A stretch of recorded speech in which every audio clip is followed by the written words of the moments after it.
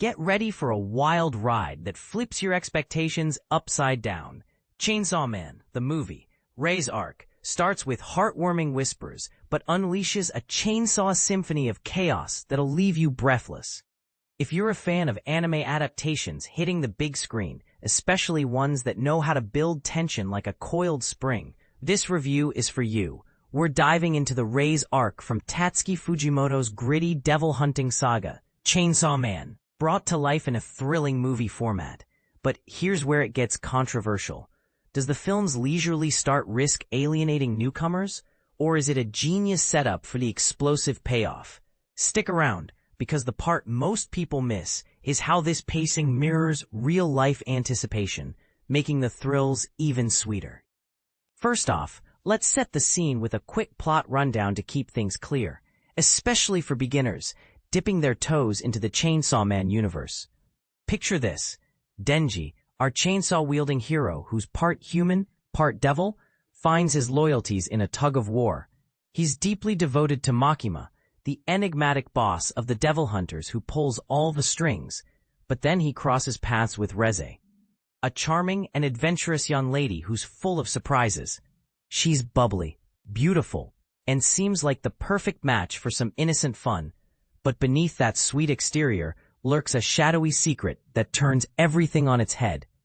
It's a story of forbidden attractions, hidden agendas, and the raw struggle between trust and betrayal in a world overrun by demonic entities. For newcomers, think of Chainsaw Man as a high-octane blend of action, horror, and dark humor.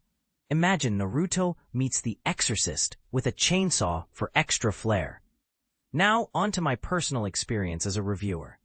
Attending a screening for an anime flick is always an event, and this one in Toronto was no exception. Dodging the bustling city traffic and taking my first spin on the TTC, that's the Toronto Transit Commission for you, out-of-towners. I arrived at the theater to find it buzzing with cosplay-clad fans, their faces lit up with sheer excitement, eager to see Tatsuki Fujimoto's visceral world leap onto the silver screen. It was electric, like the air before a thunderstorm, pure anticipation that had my bones vibrating just from the energy in the room.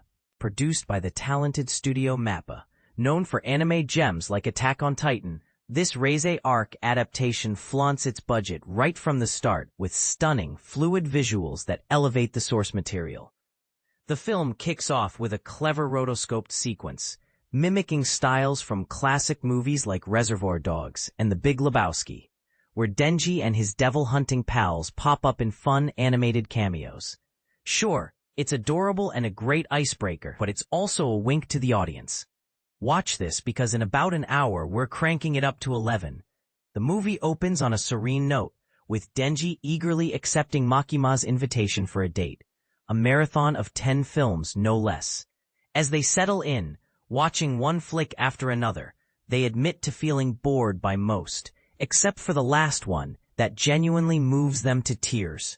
It's a smart way to showcase their relationship beyond the battlefield, highlighting the quiet intimacy they share.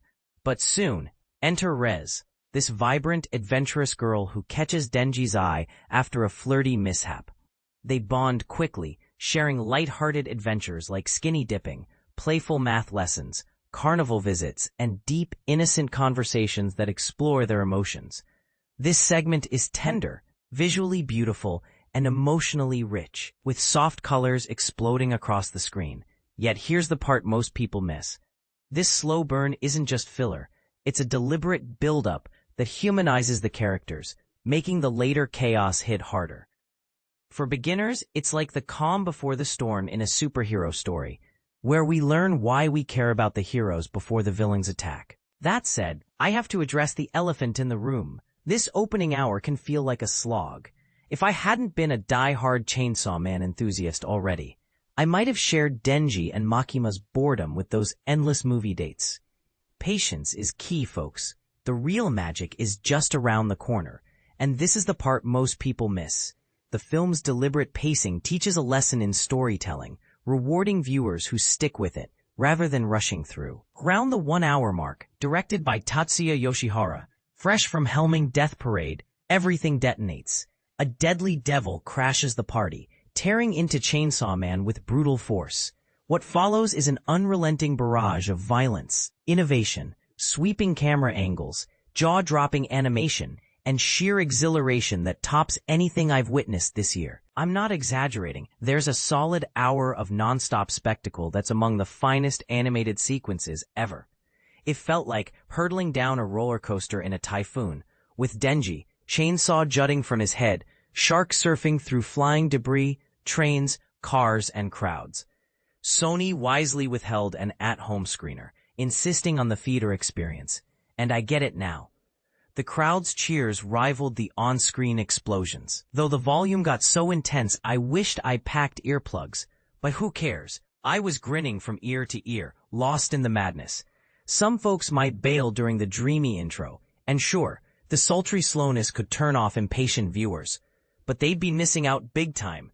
The second and third acts are like a fireworks show that never lets up. I won't spoil the details. Discovering them yourself is half the fun. Trust me, even without deep familiarity of the series, though a basic rundown helps, the sheer thrill erases any confusion by the time the action kicks in. It's fun, it's fierce, and it's emotionally punchy. As a series-to-movie adaptation, this one nails it, blending slow-burn drama with mind-blowing visuals, surprising heart, and a soundtrack that roars. It's unforgettable. But here's where it gets controversial.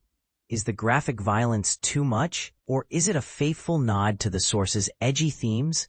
Some argue it pushes boundaries for mainstream appeal, while others say it's what makes Chainsaw Man authentic. What do you think? Does intense anime action enhance the experience or cross into gratuitous territory? I'd love to hear your take in the comments.